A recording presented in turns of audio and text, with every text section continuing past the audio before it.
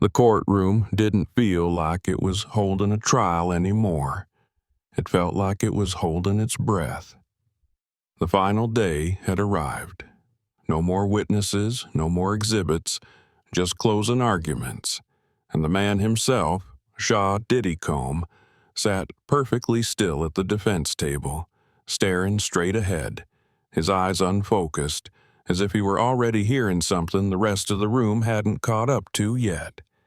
He wasn't wearing a flashy suit, no designer sunglasses, no polished watch glinting under the fluorescent lights, just a simple black blazer, an open collar, and a face that had clearly not slept.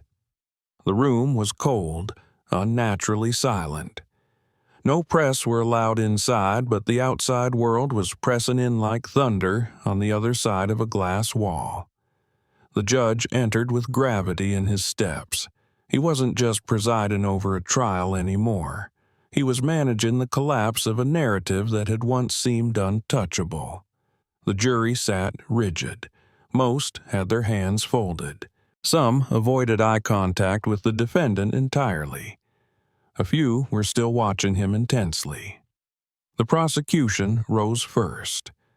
Their voice didn't rise. Their delivery wasn't dramatic. It didn't have to be. What they laid out was a story told piece by piece over the course of weeks. Financial records, sealed rooms, encrypted messages, loyalty bought and sold, and a silence paid for in fear. "You've heard everything," the prosecutor said calmly. "Now ask yourself, does a man build an empire like that and never see what it's built on?" They sat down. The defense followed. Diddy's attorney didn't argue innocence. Instead, he painted a picture of complexity, of pressure, of a man pulled into storms of his own making. Yes, but also shaped by a system that rewards ruthlessness.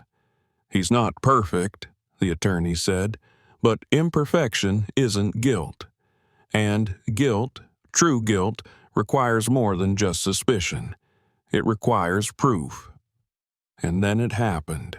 Diddy stood. Not rushed, not shaky, just certain, like this moment had already played itself out in his head 1,000 times before. His lawyer leaned toward him quickly, whispering, clearly trying to stop him. Diddy raised one hand and said something quietly. The judge raised an eyebrow. "Mr. Commies, are you requesting to speak?" Diddy looked up. "Yes, Your Honor, I am." The judge glanced to both legal teams. "This is highly unorthodox, but I'll allow it. This is your moment. Use it wisely." He walked slowly to the center of the courtroom toward the podium. His footsteps echoed off the walls. He placed his hands on the wood, leaned forward slightly and looked at the judge, then the jury, then the gallery behind them. For a moment, he just breathed. No one knew what he was going to say, but everyone knew that whatever it was, it would be the kind of thing that doesn't stay in a courtroom. It would be something people talked about for years, something they would quote, replay, analyze, and wonder whether it was truth or strategy. And yet, in that moment, there was no performance in him, no rehearsed charisma, no charm. Just a man about to speak his truth, or at least the version of it that he couldn't run from anymore. He stood there for a long moment without saying a word. Not out of hesitation, but control. Diddy was no stranger to rooms watching him. But this wasn't a stage, and these weren't fans. These were jurors, a judge, a gallery full of quiet eyes that had seen pieces of him that were never meant to be seen, and yet he didn't flinch. "I wanted to speak not as a mogul, not as an icon, not as someone you've seen in interviews or headlines," he said, voice low, steady. "I wanted to speak as the man who's lived in silence longer than most people realize." The courtroom stayed perfectly still. No coughs, no shifting in seats, just focus. Diddy's voice wasn't the kind they'd heard on albums. It was deeper, worn, stripped. I've built my name on control. That's not just branding. It's the truth. Control of my narrative, my image, my business, even the people around me. I told myself it was necessary, that it was survival, that when you grow up with nothing, you have to make sure no one ever takes what you build. And somewhere along the line, I stopped asking myself whether I was right. I only asked if I was untouchable. He looked down for a second, not in shame, but like he was walking back through the rooms in his mind. I've heard what's been said in this courtroom.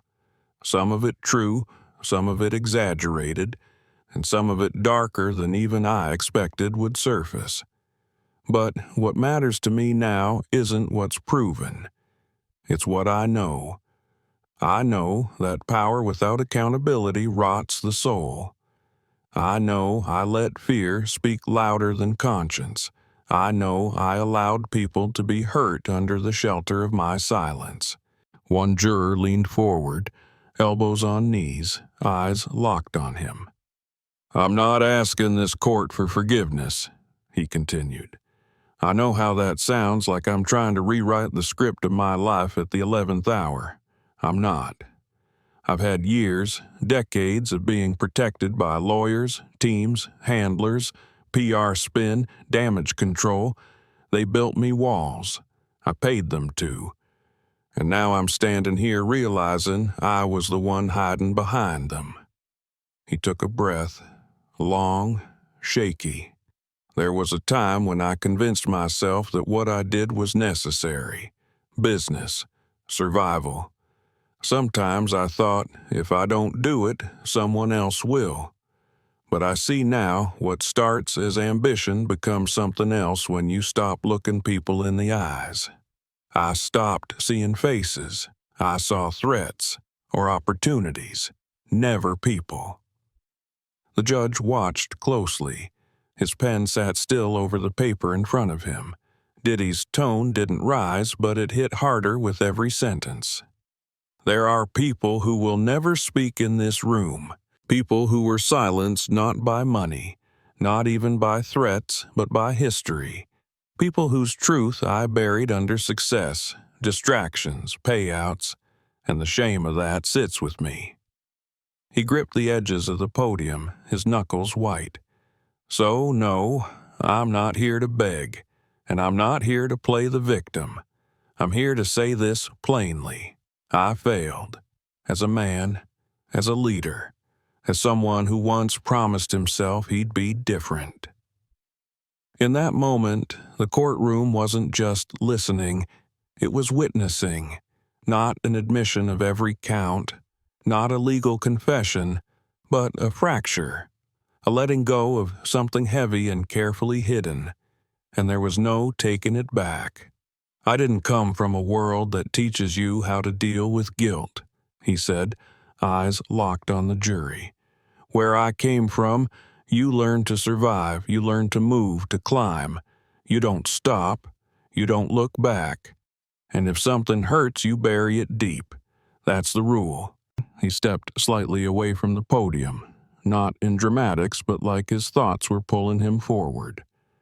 Survival turned into success, and success turned into armor. I walked through the rooms where no one said no to me, where people nodded before I finished a sentence. That kind of power, it doesn't just corrupt, it blinds you. You started thinking you're making smart decisions when really you're just silencing consequences. He turned toward the judge. "Now, I built a business, a brand, a movement. I gave people jobs, created opportunities. But none of that excuses the people I failed behind closed doors, the assistants I overworked, the artists I underpaid, the people I promised protection and then abandoned when they became inconvenient." The gallery shifted. Some of them had been those people or knew someone who had. "You know what hurts the most? he said, voice tightening. Not the fall, not the headlines, not even this courtroom. What hurts the most is realizing that some of the people I cared about stopped looking at me like I was human.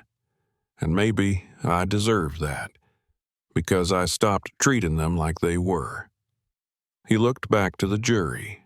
I used to think everything could be fixed, that money could erase anything, that if I kept giving enough, building enough, performing enough, nobody would ever see what I kept buried. But this trial, this room, it made me look, and I hate what I saw. His hands relaxed on the edge of the podium now, his voice softer. But every word hit like a confession wrapped in stone. I'm not the man I pretended to be. I'm not a monster, either. But somewhere in between those extremes is the version of me that I'm trying to own right now. The one who didn't stop things he should have. The one who let fear, ego, and legacy make decisions that should have come from the heart. He glanced at the ceiling, then slowly backed down. I used to think that silence was strength, that showing weakness would get you killed, or at least canceled. But silence cost me more than I realized. It didn't just hurt others, it hollowed me out, bit by bit. The courtroom had stopped feeling like a room. It felt like a mirror, and everyone inside was staring into it. The silence didn't end when Diddy stepped away from the podium. It thickened, folding over itself like a curtain closing on a scene no one was prepared for. He didn't return to his seat immediately. He stood still, eyes closed, letting the weight of his own words settle into the marrow of the room. Behind him, the judge hadn't moved. The jury hadn't blinked. The defense attorney sat rigid, his fingers clenching a pen that hadn't written a word since Diddy started speaking. And then, like the sound of a piano key struck in a cathedral, the judge's gavel came down, not with force but finality. "Let the record reflect," he said, his voice measured but laced with an undercurrent of disbelief, "that the defendant has made a voluntary, unscripted statement to the court. This court will recess for 30 minutes. He stood. No one else did.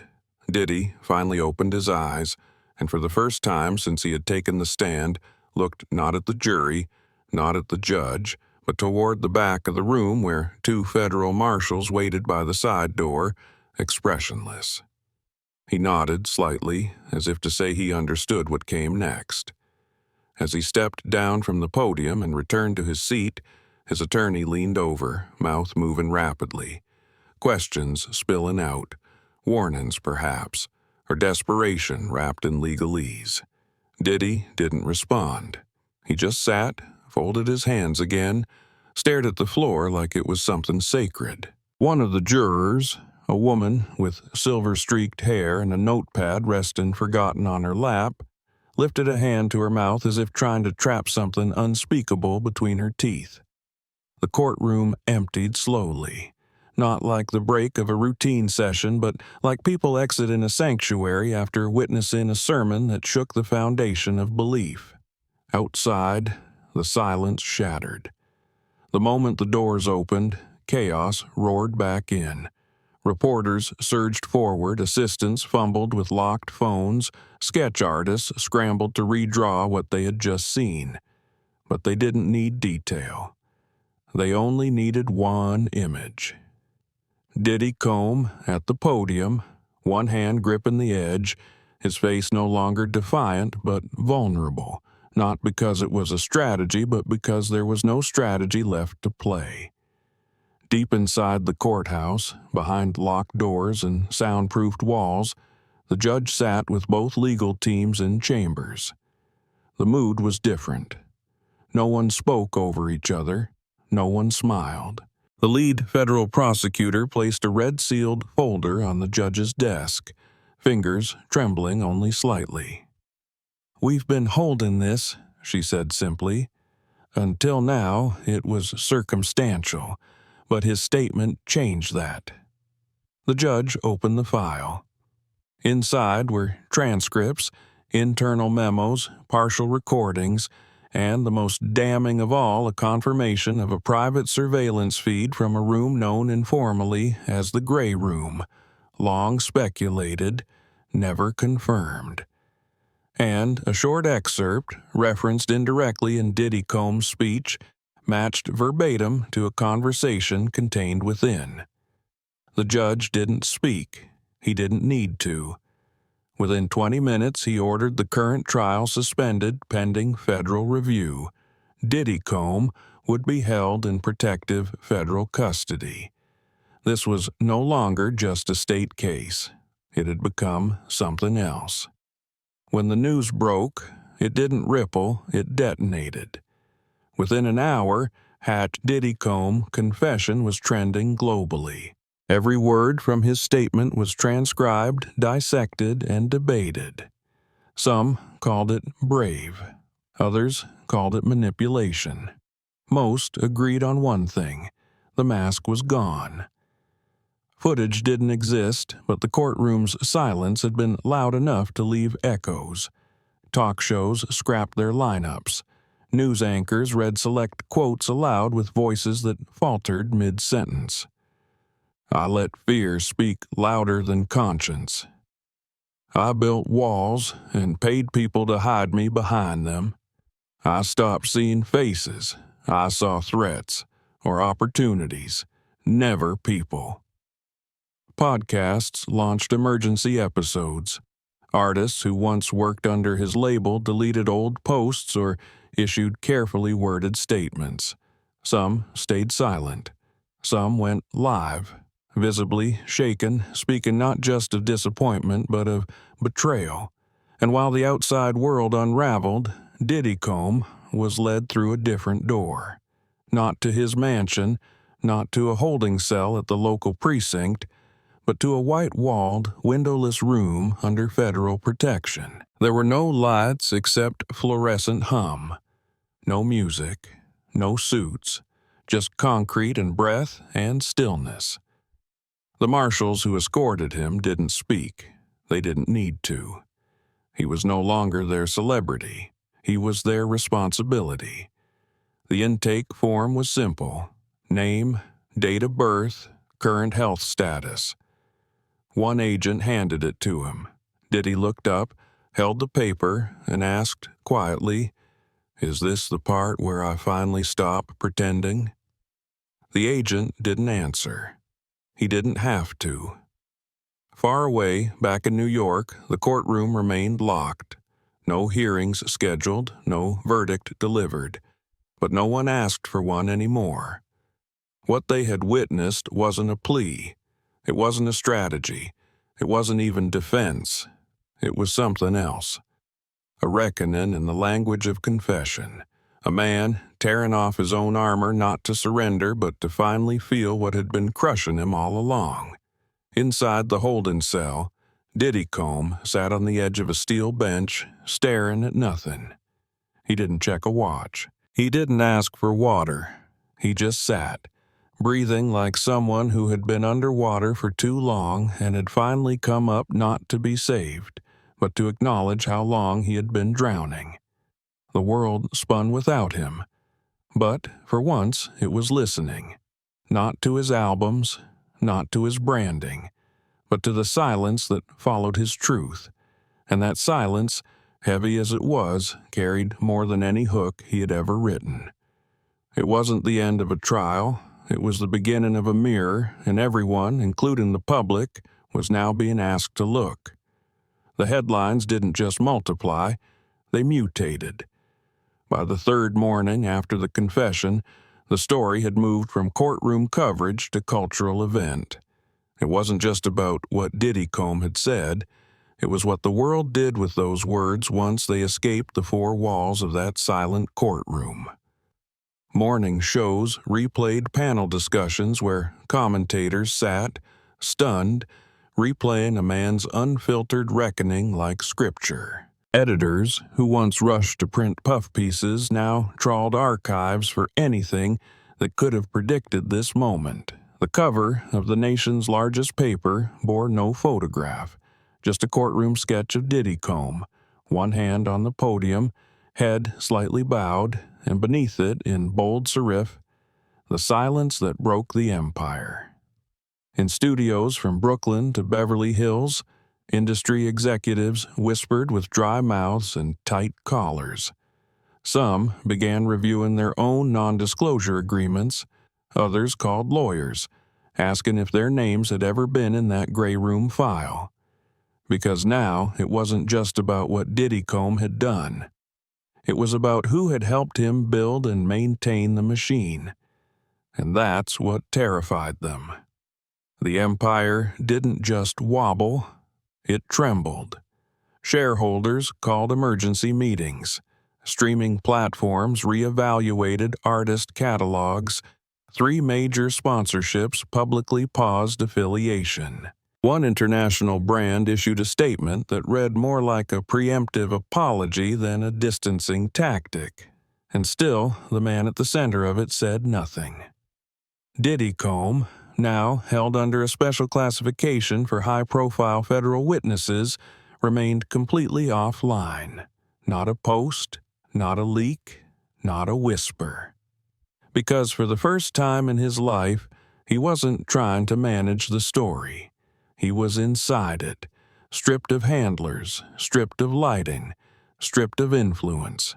And the silence he had once used as protection now exposed everything. Meanwhile, back in the inner workings of federal justice, the ripple became a wave. The task force expanded. Multiple jurisdictions filed for access to sealed records. One investigative unit confirmed the existence of cross-agency threads connecting the financial arm of Diddy enterprises to shell companies and overseas accounts linked to settlements and artist contracts that had never seen sunlight. The gray room, once whispered about like industry folklore, now became a subject of legal inquiry.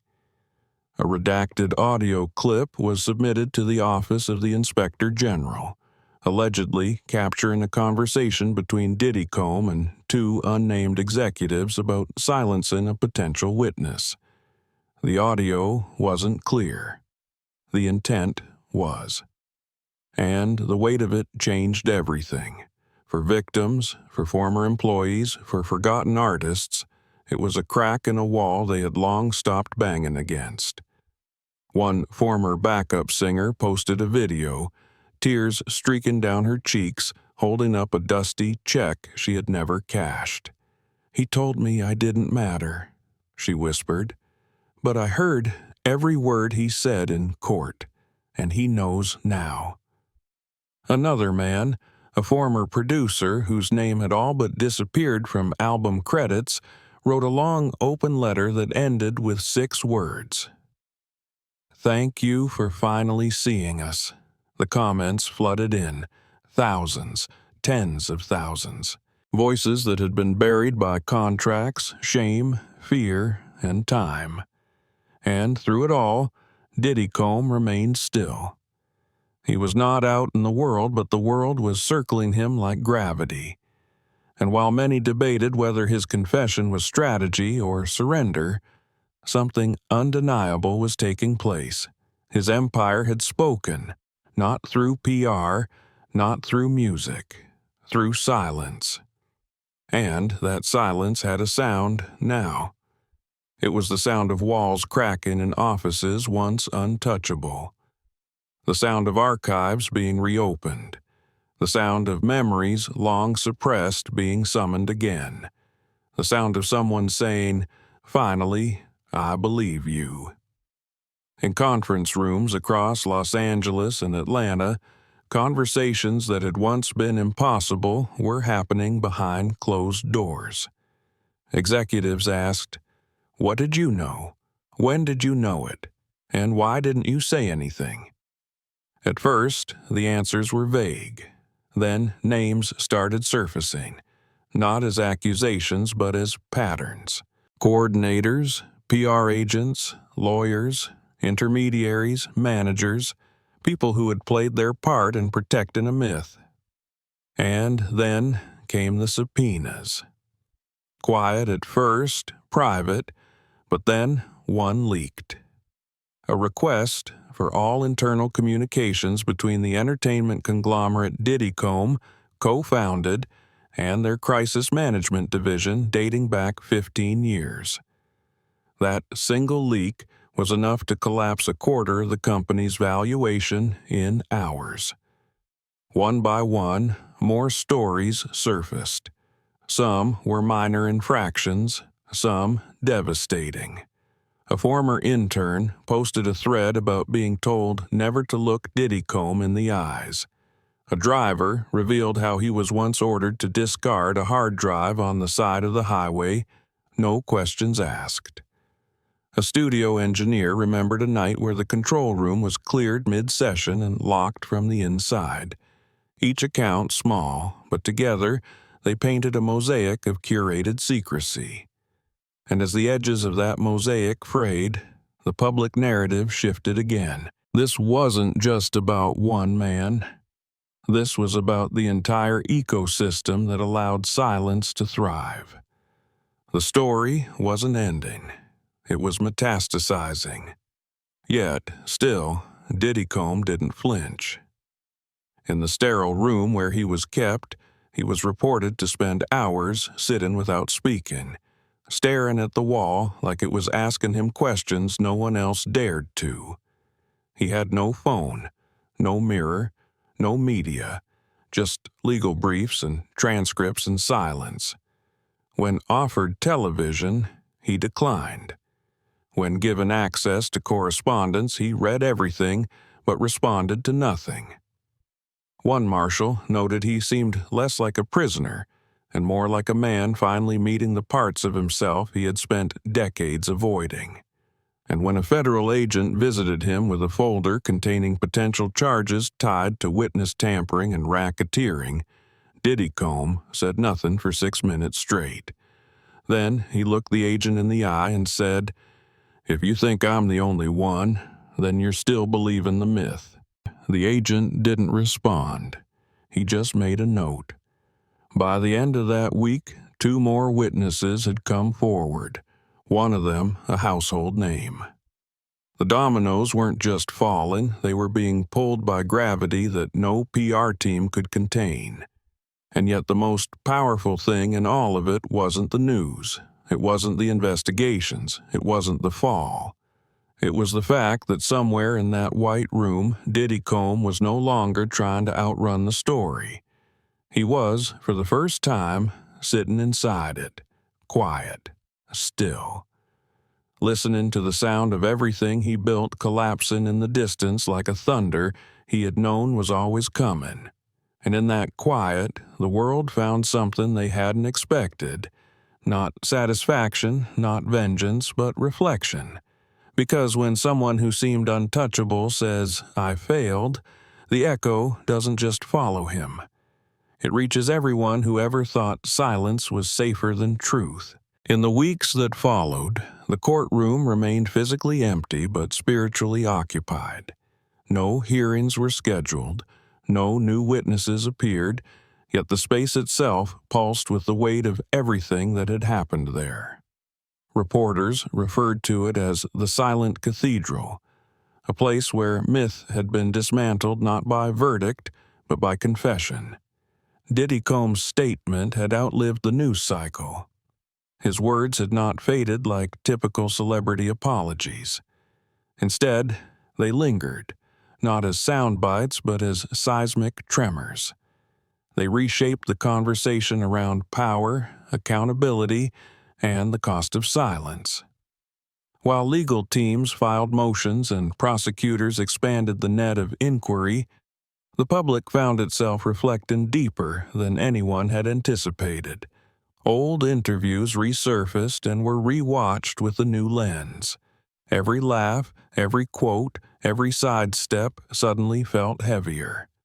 Commentators stopped debating whether Diddy was guilty and began asking why no one had spoken up sooner. Universities added his courtroom statement to courses on ethics and leadership. Podcasts that once gossiped about his love life were now analyzing the psychological unraveling of a man who built an empire on image and drowned in its shadow. And yet, the man himself remained absent from the noise. In a federal facility far removed from the lights of Manhattan, he existed in a kind of suspended exile, not convicted, not exonerated, not finished, not free. There were no cameras, no visitors, no stylists, just a cot, a metal sink, a ceiling that didn't blink, and thoughts too loud to mute. The guards described him as calm, polite, eerily quiet. One said he paced at night but never spoke. Another claimed he whispered lines to himself in the dark, lines that sounded like lyrics but landed like confessions. The Department of Justice released a terse statement confirming an interstate investigation was underway involving multiple individuals, corporate structures, and financial trails linked to Diddy former business entities. Charges had not yet been formally issued, but the air was thick with inevitability. Everyone knew the system was building something, and still no plea had been entered, because something larger had already occurred. He had pleaded not to the court, but to the collective soul of a society obsessed with fame, dominance, and curated greatness. The moment he said, "I failed," something cracked open, not just in the courtroom, but in the world that fed off his legend. The empire had collapsed inward, not with flames, but with the quiet devastation of truth. And truth, once spoken plainly, becomes a contagion. Artists who had once mimicked his bravado now penned songs about fear, fragility, and regret. Former employees gave interviews that sounded less like expos and more like eulogies. One said, "We all knew the machine was ugly, but it took him breaking down for us to admit we were part of it." And yet, amid all this cultural reckoning, something strange happened. People didn't just vilify Diddy, they started mourning him. Not the man himself, but the image they had clung to. The invincible, untouchable force who always had the last word, who always won the room, who always walked away clean. That man no longer existed. What remained was someone entirely different. Not a hero, not a villain, something harder to define, something human. And in that humanity, as broken and late as it arrived, many found a mirror. On the 47th day of his detainment, a federal agent slid a folder across the table. Inside were documents confirming the transition of his case to federal jurisdiction, a list of potential charges, and a formal request for cooperation. Diddy read it silently. Then he looked up and said, "I'll tell you what I know, but only if it's recorded and made public." The agent raised an eyebrow. "You sure you want that?" Diddy nodded once. "If I'm going to burn, I'm not going to do it quietly. Not this time." That demand, unexpected and unprecedented, triggered a full-day meeting between federal prosecutors and ethics committees. Eventually, the terms were approved. What followed was a 6-hour deposition, video recorded, raw, and later edited only for security protection. And when that footage was released delayed, redacted, and streamed through official federal channels, it was unlike anything the country had seen. Not a trial, not a documentary. A man unraveling the machine he once commanded. He named names. He described structures. He pointed out contracts that were designed to confuse, settlements that were designed to silence, hierarchies that rewarded distance and punished dissent. But more than what he revealed, it was how he did it that stayed with viewers. Not with rage, not with pride, but with a weary clarity, like someone who had carried a weight so long he forgot what it felt like to stand upright. And people watched. Millions. Not just in the U.S., but around the world. They watched not for entertainment, but for understanding. Because in that 6-hour confession, the mask didn't just come off, it was shredded. And behind it stood a man who had nothing left to protect, and in that nothingness finally became real. He ended the testimony not with a legal defense or a plea for sympathy, but with a sentence that echoed across platforms, newscasts, and comment sections for weeks. When the truth cost me everything, I finally understood what it was worth. The aftermath didn't restore his empire. It didn't erase his sins. But it did something else. It rewrote the ending. Not from innocence, not from redemption, but from accountability. And in a world allergic to admitting fault, that itself became a rare kind of legacy. There were no headlines announcing the end of Diddy Combs' story, no press releases marking the day he was moved to long-term holding. But those who had watched from the beginning knew the story had already closed.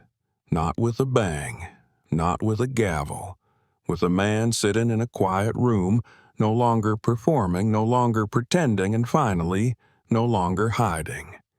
And for once, that silence wasn't a weapon. It was peace.